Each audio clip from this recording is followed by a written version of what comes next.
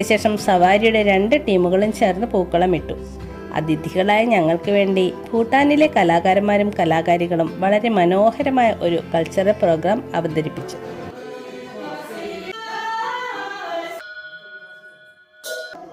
ഞങ്ങളും പെട്ടെന്ന് തട്ടിക്കൂട്ടി ഒരു തിരുവാതിര അവതരിപ്പിച്ചു. രാവിലെ നേരെ പോയത് ഒരു മ്യൂസിയത്തിലേക്കാണ്. ഇവിടുത്തെ ഒരു പഴയ 3 നില വീട്.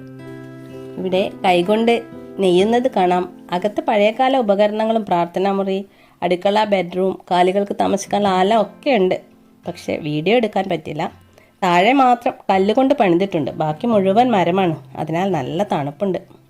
അമ്പെയ്ത്ത് ഇവരുടെ ദേശീയ കായിക വിനോദമാണ്. നമുക്കും അത് എടുത്ത് പരീക്ഷിക്കാം. അടുത്തതായി നമ്മൾ കാണാൻ പോകുന്നത് ഡോർഡൻമ എന്നറിയപ്പെടുന്ന ബുദ്ധ പോയിന്റ് ആണ്. പോകുന്ന വഴിയിൽ ഇവിടുത്തെ പാർലമെന്റ്, കോടതി, കൊട്ടാരം ഒക്കെ കണ്ടു. രാജാവിന്റെ കൊട്ടാരം വളരെ വലുതൊന്നുമല്ല. ആഡംബരങ്ങൾ അധികം ഇഷ്ടപ്പെടാത്ത വളരെ എളിയ ജീവിതം നയിക്കുന്നവരാണ് ഇവിടുത്തെ രാജാക്കന്മാർ. ഇപ്പോൾ നമ്മൾ ബുദ്ധ പോയിന്റിലാണുള്ളത്. ലോകത്തിലെ ഏറ്റവും ഉയരം കൂടിയ ഇരിക്കുന്ന ബുദ്ധ പ്രതിമകളിൽ ഒന്നാണിത്. 51.5 മീറ്ററാണ് ഈ പ്രതിമയുടെ ഉയരം. സ്വർണം പൂശിയ വെങ്കല പ്രതിമയാണ് ഇവിടെ കാണുന്നത്. വളരെ വിശാലമായ ഒരു മുറ്റവുമുണ്ട്. 2015 നിർമ്മാണം പൂർത്തിയായത്. അകത്ത് കയറിയപ്പോൾ കണ്ണഞ്ചിപ്പോയി.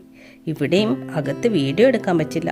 സ്വർണ്ണ നിറത്തിലുള്ള നിരവധി ശില്പങ്ങൾ, 1,25,000-ലധികം ചെറിയ ബുദ്ധ പ്രതിമകൾ, ഒറിജിനൽ ക്രിസ്റ്റൽ തുടങ്ങി ശരിക്കും ഒരത്ഭുത കാഴ്ചയായിരുന്നു.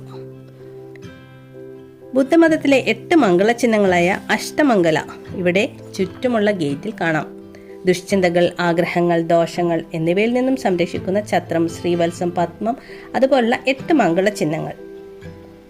ഭൂട്ടാനിലെ റോയൽ മോണിറ്ററി അതോറിറ്റിയുടെ ഓഫീസാണ് ഇവിടെ കാണുന്നത്.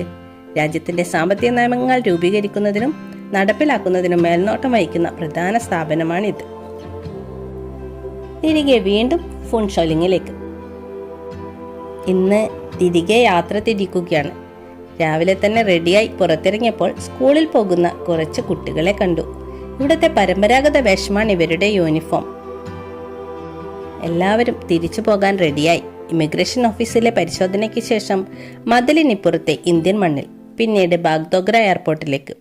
വരുന്ന വഴി നിരപ്പായ സ്ഥലത്തുള്ള തേയിലത്തോട്ടം കണ്ടു. നമ്മുടെ നാട്ടിൽ കൂടുതലും ചെരിഞ്ഞ പ്രതലത്തിലാണല്ലോ തേയില കൃഷി ചെയ്യുന്നത്.